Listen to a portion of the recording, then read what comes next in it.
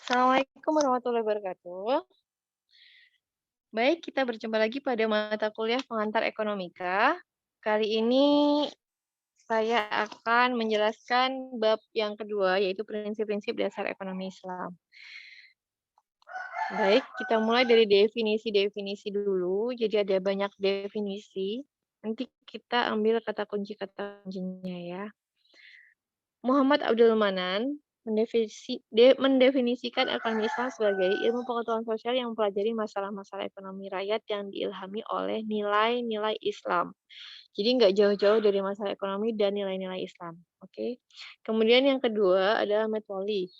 Mendefinisikan ekonomi Islam sebagai ilmu yang mempelajari perilaku muslim dalam suatu masyarakat Islam yang mengikuti Al-Quran, hadis, ijma, dan kias. Nah, kesamaannya ada di sini. Al-Quran, hadis, ijma, kias ini nilai-nilai Islam, ya kan? Sama kan? Kemudian berikutnya Hasanuzzaman mendefinisikan sebagai pengetahuan dan aplikasi dari anjuran dan aturan syariah yang mencegah ketidakadilan dalam memperoleh sumber-sumber daya material sehingga tercipta kepuasan manusia dan memungkinkan mereka menjalankan perintah Allah dan masyarakatnya ya. Jadi ini kata kuncinya adalah anjuran dan aturan syariah, mencegah ketidakadilan, memperoleh sumber daya material sehingga tercipta kepuasan manusia. Oke. Kemudian dari Akram Khan, ilmu ekonomi Islam bertujuan melakukan studi terhadap kesejahteraan atau falah manusia yang dicapai dan mengorganisasikan sumber-sumber daya di bumi berdasarkan kerjasama dan partisipasi. Nah ini terkait kesejahteraan manusia, mengorganisasikan sumber daya berdasarkan kerjasama dan partisipasi, kata kuncinya ya. Kemudian dari Umar Chopra, suatu cabang pengetahuan yang membantu merealisasikan kesejahteraan manusia, lagi-lagi kesejahteraan manusia ya, melalui suatu alokasi dan distribusi sumber daya langka, nah, sumber daya langka, yang seirama dengan maqasid atau tujuan-tujuan syariah tanpa mengekang kebebasan individu, menciptakan ketidakseimbangan makroekonomi dan ekologi yang berkepanjangan, atau melemahkan solidaritas keluarga dan sosial serta jaringan moral masyarakat. Jadi dia ada tujuan-tujuan syariah di dalamnya untuk mensejahterakan manusia. Kemudian ada dari Dawam Raharjo, sama dengan ilmu ekonomi pada umumnya, yaitu menyelidiki perilaku manusia dalam kegiatan produksi, distribusi, dan konsumsi yang menyangkut pilihan terhadap sumber daya yang sifatnya langka dan alokasi sumber daya tersebut ditujukan untuk memenuhi kebutuhan manusia. Gak jauh beda kan? Nah, dalam Islam, tujuan kegiatan ekonomi hanya merupakan target untuk mencapai tujuan yang lebih tinggi, yaitu kebahagiaan hidup di dunia dan di akhirat dengan melakukan ibadah kepada Allah Subhanahu wa taala. Jadi bedanya tujuan kegiatan ekonomi itu ada sesuatu di balik itu, yaitu bahagia dunia dan akhirat dan sebagai bentuk ibadah kepada Allah. Nah, ilmu ekonomi Islam memperhatikan dan menerapkan syariah dalam perilaku ekonomi dan dalam pembentukan sistem ekonomi. Jadi, lagi-lagi menerapkan syariah. Nah, kemudian kita bahas kajian pendekatan ekonomi Islam kontemporer. Kajian ekonomi Islam dilakukan secara kritis melalui pemeriksaan tesis dan teori yang dikemukakan maupun melalui pengujiannya terhadap perilaku ekonomi Islam. Merupakan hasil pemikiran dan penyelidikan para fuqaha, pakar ekonomi, sosiolog, dan lain-lain.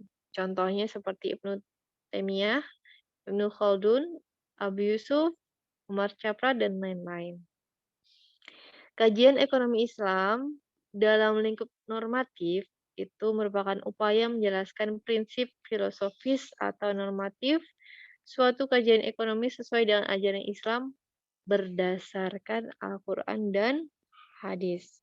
Nah, kajian perbandingan teoritis antara konsep sistem ekonomi Islam dan perilaku ekonomi Muslim atau menghadapkan perilaku ekonomi Muslim pada nilai Islam Kajian perbandingan antara sistem ekonomi kapitalis dan sosialis dengan konsep ekonomi Islam serta perkembangan ekonomi kontemporer. Nah, ini kajian-kajiannya ya. Nah, contohnya di sini, Aslam Hanif melakukan perbandingan pemikiran para ekonom Islam. Begitu. Jadi kajiannya dan perbandingan teoritis antara konsep ini dan konsep ini, kemudian kajian perbandingan antara sistem ini dan sistem ini, seperti itu. Nah, ini kalau dari Muhtar Ahmad ya. Sebentar. Nah, ini tadi kan sama ya, kajian ekonomi Islam dalam lingkup normatif, menjelaskan dasar-dasar filosofis atau normatif yang sesuai dengan tuntunan Islam. Kemudian merupakan hasil pemikiran atau penelitian para fuqaha, sama seperti tadi ya. Kemudian, kajian perbandingan sudah sama. Nah, ini prinsip-prinsip dasar ekonomi Islam. Islam tidak mengajarkan kesamaan dalam ekonomi, namun mendukung dan menganjurkan kesamaan sosial, sehingga kekayaan negara yang dimilikinya tidak hanya dinikmati oleh sekelompok masyarakat tertentu. Jadi merata, keadilan. Setiap individu memiliki hak untuk hidup dalam negara dan setiap warga negara dijamin untuk mendapatkan kebutuhan pokoknya sesuai dengan prinsip hak untuk hidup. Islam mengakui ketidaksamaan ekonomi antara satu dengan yang lain, namun tidak membiarkannya bertambah luas. Jadi, ada batasan yang wajar, tidak berlebihan dan adil. Ada di Quran Surat Al-Hasyr ayat 7, supaya harta itu jangan hanya beredar di antara golongan kaya saja di kalangan kamu. Kemudian Islam mencegah penumpukan kekayaan pada sekelompok orang dan menganjurkan distribusi kekayaan tersebut kepada semua masyarakat. Itu adalah di Quran Surat Al-Isra ayat 16. Dan jika kami hendak membinasakan suatu negeri, maka kami perintahkan kepada orang-orang yang hidup mewah di negeri itu, supaya mentaati Allah. Tetapi mereka melakukan kedurhakaan dalam negeri itu, maka sudah sepantasnya berlaku terhadap perkataan ketentuan kami, kemudian kami hancurkan negeri itu sehancur-hancurnya. Imbasnya ke negara ya, serem kan? Nah, kemudian Islam mengakui kesejahteraan sosial di masyarakat dan individu saling melengkapi dan tidak saling bertentangan dan bersaing agar terwujud kemanfaatan bersama. Dan sistem ekonomi Islam tidak memperbolehkan organisasi antisosial, misalnya riba, judi, minum arak, pasar gelap, menumpuk harta, dan lain-lain. Nah, ini penjabarannya lebih detail. Nah, kita agak mengulang sedikit ya. Ini kan tadi rangkumannya ya. Nah, ini penjabarannya. Jadi tentang kebebasan individu ada di hadis, bekerjalah kamu untuk dirimu seolah-olah kamu akan hidup selama-lamanya dan beribadahlah untuk akhiratmu seolah-olah kamu akan mati esok hari. Kemiskinan membawa orang pada kekafiran. Nah, ini dasar-dasarnya. Kemudian ada hak terhadap harta. Pada hari ini dihalalkan bagimu yang baik-baik. Nah, kemudian ketidaksamaan ekonomi dalam batas yang wajar. Nah, ini penjabaran yang tadi ya. Kemudian kesamaan sosial, kemudian jaminan sosial. Jadi selama batasannya wajar, adil dan tidak berlebihan tidak apa-apa, tidak adanya ketidaksamaan ekonomi. Kemudian setiap individu dalam sebuah negara mempunyai peluang yang sama untuk berusaha mendapatkan pekerjaan atau menjalankan berbagai aktivitas ekonomi. Kemudian setiap individu mempunyai hak untuk hidup dalam sebuah negara dan setiap warga negara dijamin untuk memperoleh kebutuhan pokoknya masing-masing. Nah, ini ada distribusi kekayaan secara meluas. Jadi, jelas Islam mencegah penumpukan kekayaan pada segolongan kecil tertentu ya, dan menganjurkan distribusi kepada seluruh masyarakat. Ini ada di Al-Quran, surat Al-Isra ayat 16. Dan jika kami hendak membinasakan suatu negeri, maka kami perintahkan kepada orang-orang yang hidup mewah di negeri itu, supaya mentaati Allah, tetapi mereka melakukan kedurhakaan dalam negeri itu. Maka sudah sepantasnya berlaku terhadap perkataan ketentuan kami, kemudian kami hancurkan negeri itu sehancur-hancurnya. Ya, tadi juga udah ya. Kemudian larangan menumpuk kekayaan ini tadi juga udah ya, supaya harta itu jangan hanya beredar di antara golongan kaya saja di kalangan kamu. Quran surat Al-Hasyr ayat 7.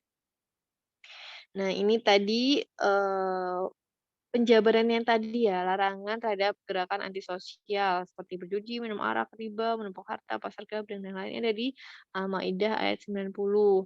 Hai orang-orang yang beriman, sesungguhnya minum khamar, berjudi, berkorban untuk berhala, mengundi nasib dengan panah adalah perbuatan keji dan termasuk perbuatan setan. Maka jauhilah perbuatan-perbuatan itu agar kamu mendapatkan keberuntungan.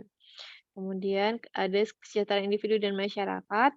Jelas Islam mengakui kesejahteraan individu dan masyarakat. Dan kesejahteraan tersebut saling melengkapi, bukan bersaing atau bertentangan.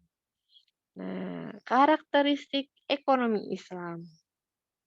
Allah adalah pencipta dan pemelihara segala sesuatu. Ini tercermin pada Quran Surat Hud ayat 6. Dan tidak suatu binatang melata pun di bumi ini, melainkan Allah lah yang memberikan rezeki dan dia mengetahui tempat perdiam binatang itu dan tempat penyimpanannya. Semuanya tertulis dalam kitab yang nyata atau Lauh Mahfuz. Nah, kemudian Allah adalah pemilik sejati dari segala sesuatu. Ada di Quran Surat Ali Imran ayat 109. Kepunyaan Allah lah segala yang ada di langit dan di bumi, dan kepada Allah lah dikembalikan segala urusan. Kemudian ada alam seutuhnya diciptakan untuk manusia. Ada di Al-Baqarah ayat 29, dialah Allah yang menjadikan segala yang ada di bumi untuk kamu dan dia berkehendak menuju langit lalu dijadikannya tujuh langit dan dia maha mengetahui segala sesuatu. Kemudian ada di Al-Baqarah ayat 168 ya, jadi berpedoman kepada ketentuan halal dan haram. Hai sekalian manusia, makanlah yang halal lagi baik dari apa yang terdapat di bumi dan janganlah kamu mengikuti langkah-langkah setan karena sesungguhnya setan itu adalah musuh yang nyata bagimu. Kemudian peran sentral zakat, infak, dan sodako ini ada di Quran juga. Dan dirikanlah sholat, tunaikanlah zakat, dan rukuklah berserta orang-orang yang rukuk. Kemudian ada terkait ekonomi bebas riba atau bunga ada di Ali Imran ayat 130. Hai orang-orang yang beriman, janganlah kamu makan riba dengan berlipat ganda dan bertakwalah kamu kepada Allah supaya kamu mendapat keberuntungan. Kemudian larangan penumpukan harta kekayaan ada di surat Ali Imran ayat 180. Sekali-sekali janganlah orang-orang yang bakhil dengan harta yang Allah berikan kepada mereka dari karunia-Nya menyangka bahwa kebakhilan itu baik bagi mereka. Sebenarnya kebakilan itu adalah buruk bagi mereka. Harta yang mereka bakhilkan itu akan dikalungkan kelak di lehernya di hari kiamat. Dan kepunyaan Allah lah segala warisan yang ada di langit dan di bumi. Dan Allah mengetahui apa yang kamu kerjakan. Nah, kemudian tidak monastisis dan tidak materialis. Hai orang-orang yang beriman, janganlah kamu mengharamkan apa-apa yang baik yang telah Allah halalkan bagi kamu dan janganlah kamu melampaui batas. Sesungguhnya Allah tidak menyukai orang-orang yang melampaui batas. Kemudian pemerataan, bukan persamaan. Jadi merata dan sama itu berbeda ya. Jadi pemerataan itu cenderung membawa keadilan.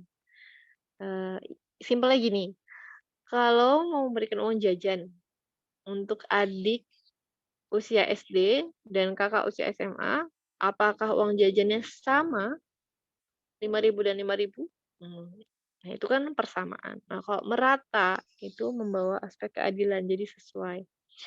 Ini ada di surat Al-An'am ayat 165 yang artinya, dan dialah yang menjadikan kamu penguasa-penguasa di bumi, dan dia meninggikan sebagian kamu atas bagian yang lain beberapa derajat untuk mengujimu tentang apa yang diberikannya kepadamu. Sesungguhnya Tuhanmu amat cepat siksaannya dan sesungguhnya dia maha pengampun lagi maha penyayang. Nah dari sini sangat jelas memang ada ketidaksamaan itu wajar ya. Asalkan sesuai batasan wajar, tidak berlebihan, gapnya tidak terlalu besar gitu. Dan itu adalah ujian. Jadi bagi yang memiliki harta berlebih diuji apakah ia mau berbagi. Nah, sementara bagi yang eee, lebih sedikit kepemilikannya diuji juga apakah ia akan, menghalalkan segala cara untuk mendapatkannya atau, tetap berusaha di jalan Allah dan sebagainya, itu ada ujian. Nah, kemudian masuk ke tujuan ekonomi Islam. Tujuannya adalah yang pertama, mencapai sukses atau falah di dunia dan akhirat. Ada di Quran Surat Al-Qasas ayat 77. Dan carilah apa yang telah dianugerahkan Allah kepadamu, kebahagiaan negeri akhirat, dan janganlah kamu melupakan kebahagiaanmu di duniawi. Dan berbuat baiklah kepada orang lain sebagaimana Allah telah berbuat baik kepadamu, dan janganlah kamu berbuat kerusakan di muka bumi.